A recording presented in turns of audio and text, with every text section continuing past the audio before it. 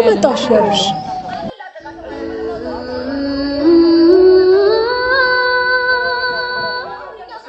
በመጀመሪያ ደረጃ አንድ እውነት ልንገራችሁ ይላችሁ ሳያስማሙት ወይም አብርሃም ከኤርሜላ ጋር ነው መሆን የምፈልገው የሚለውን ነገር ሳያምንላቸው ሩታንም ሆነ ኤፍሬምን ለማገናኘት እንደማይመጡ አስረግጣችሁ ወቁ። ምናልባትም እዛ አብርሃም እሺ ብሏቸው እነሱ ያሉትን ነገር ከኤርሜላ ጋር ነው መሆን የምፈልገው፣ ደህና ነኝ፣ እየተሻለኝ ነው፣ ጤናዬ ሰላም ነው የሚለውን ነገር ተስማምቶላቸው እዚህ ከመጣ በኋላ ሀሳቡን እስካልቀየረ ድረስ በምንም አይነት ሁኔታ ከሩታም ሆነ ከኤፍሬም ጋር ዳኒም ሆነ ቡዜም ሆነ ሄርሜላም ሆነ ሊያገናኙት አይችሉም። አብርሃም ተስማምቶላቸውና ከሄርሜላ ጋር ነው መሆን የምፈልገው የሚለውን ነገር ሊናገር እንደመጣ እርግጠኛ ሆናችሁ ጠብቁ ማለት ነው። ምሽት ቪዲዮ ይለቀቃል። በነገራችን ላይ ምሽት ከዚህ የቀጠለው ቪዲዮ ይለቀቃል። ሁላችሁም ጠብቁ። ምናልባት አብርሃም እዛ ተስማምቶ እዚህ ሲመጣ እስካልካዳቸው ድረስ ወይም እዚህ መጥቶ አይ ምናምን ብሎ ሀሳቡን ቀይሮ ከሩታ ጋር ነው መሆን የምፈልገው ብሎ እስካላዋረዳቸው ድረስ እነሱ አስማምተው የቤት ስራቸውን ጨርሰው ማድረግ ያለባቸውን ነገር በሙሉ አድርገው እንደሚመጡ አትጠራጠሩኝ። ያለዛች ግን ማለት ነው አብርሃምን ከሩታም ሆነ ከኤፍሬም ጋር ለማገናኘት አንዲት እርምጃ እንደማይንቀሳቀሱ አስረግጬ ልነግራችሁ እፈልጋለሁ።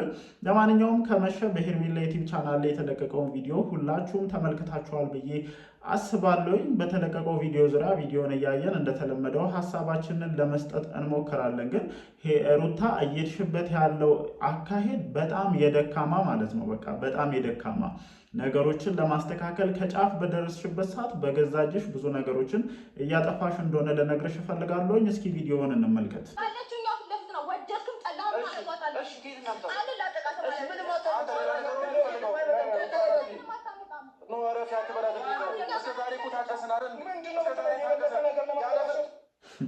እኔ እኮ ምንም ፋይዳ የሌለው ቦታ ላይ ምንም ጥቅም የማይሰጣችሁ ቦታ ላይ መከራከር ምንድን ነው? በቃ አይደለ አብርሃምን መመለስና መመለስ ነው አይደለ ትልቁ ታርጌትም ሆነ ታርጌቶች ሲጀመር ኤፍሬም እያፈላህ ነው። እውነቱን ልንገር ማለት ነው አንተ በምትሄድበት መንገድ ነገሮች ሊስተካከሉ አይችሉም። ይሄ በጉልበት በምናምን እንደዚህ ይሆናለው ወደዚህ ገባለው ምናምን በሚል የሚስተካከል ነገር የለም አባቴ። መብሰል የሚቀር ከሆነ መብሰል እንደሚቀርህ ልንነግርህ እንፈልጋለን። በእንደዚህ አይነት መንገድ የሚፈታ ችግር የለም። ልጁ ተናግሯል አይደለ? በስልክ ሲያወራ ኤፍሬም ናና ውሰደኝ እያለ በታመመ ድምፅ እያወራህ ነበር። እንግዲህ እግዚአብሔር ያውቀው መታመም አለመታመሙን። ስለዚህ የዛን ጊዜ ህግ አካል ጋር ሄዳችሁ ማለት ነው እነሱ እናንተ ጋር የህግ አካል ለማምጣት ወይም እናንተን በፖሊስ ለማስያዝ አንዳች እንኳን እንትን አልተሰማችሁም። እናንተ ያንን ነገር ለማድረግ ከብዷችሁ ከሆነ አይሚን አላውቅም፣ ግን መሄድ ባለባችሁ ርቀትና መሄድ ባለባችሁ መንገድ እስካልሄዳችሁ ድረስ አሁንም ብዙ ነገሮችን ሚስ ከማድረግ ወደኋላ አትሉም። እዚህ አሁን ምንም ከነሱ ጋር በመከራከር የሚፈየድ ነገር የሌለበት ቦታ ላይ ኢነርጂ ማባከን ራሱ ምንድነው ጥቅሙ? አሁን ከዳኒ ከዴቭ እና ከኤርሜላ ጋር መከራከር ምንድነው ትርጉሙ? ምንድነው? እስኪ ንገሩኝ ጋይስ። የምሬን እኮ ነው የምላችሁ። ምንም ዝም ብሎ ጉሮሮ ከማድረቅ የዘለለ ሌላ ነገር የለውም። እነሱ ስራቸውን ሰርተው ጨርሰው ማድረግ ያለባቸውን ነገር አድርገው እናንተ ላይ ሙድ ለመያዝ እንደመጡ ልነግራችሁ እፈልጋለሁ።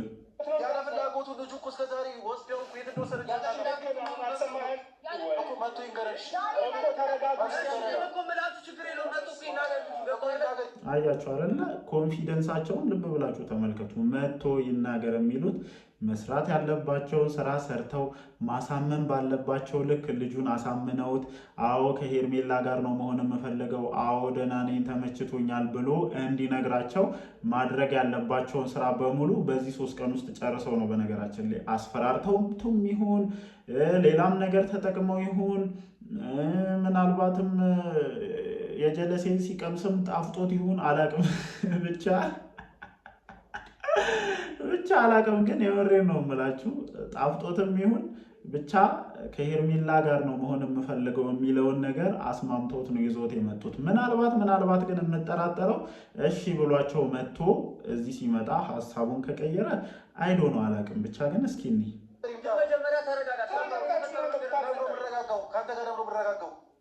ሰላም ውድና የተከበራችሁ የኛ ፋሚሊ ቤተሰቦች እንዴት ናችሁ?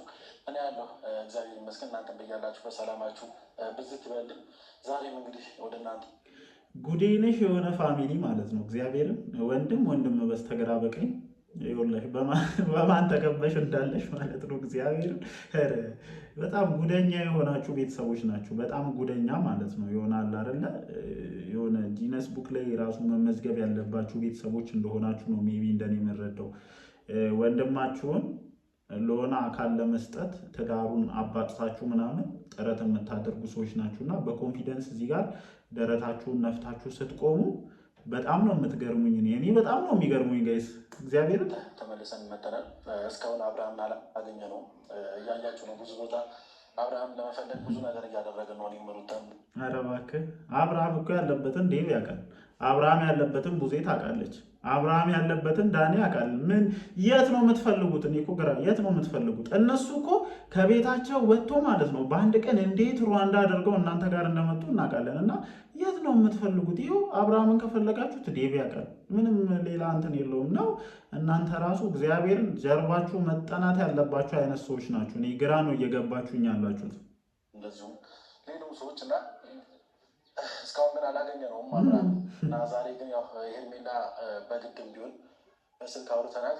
ይዤው እመጣለሁ ብላናለች እና ይዤው እመጣለሁ ያለችው ስራዋን ጨርሳ ማድረግ ያለባትን ነገር በሙሉ አድርጋ አብርሃም ከኔ ጋር ነው መሆን ወይም ከአንቺ ጋር ነው መሆን የምፈልገው የሚለውን ነገር አጠናቃ ስትጨርስ እንጂ ለማምጣትማ እኮ የመጀመሪያው ቀኑም ቢሆን ታመጣው ነበር። መስራት ያለባቸውን ስራ ጨርሰው እንዳመጡት እርግጠኛ ሆናችሁ እንድጠብቁ እፈልጋለሁ። ለማንኛውም ያው የቪዲዮ መጨረሻ ሁላችሁም ተመልክታችኋል ብዬ አስባለሁ።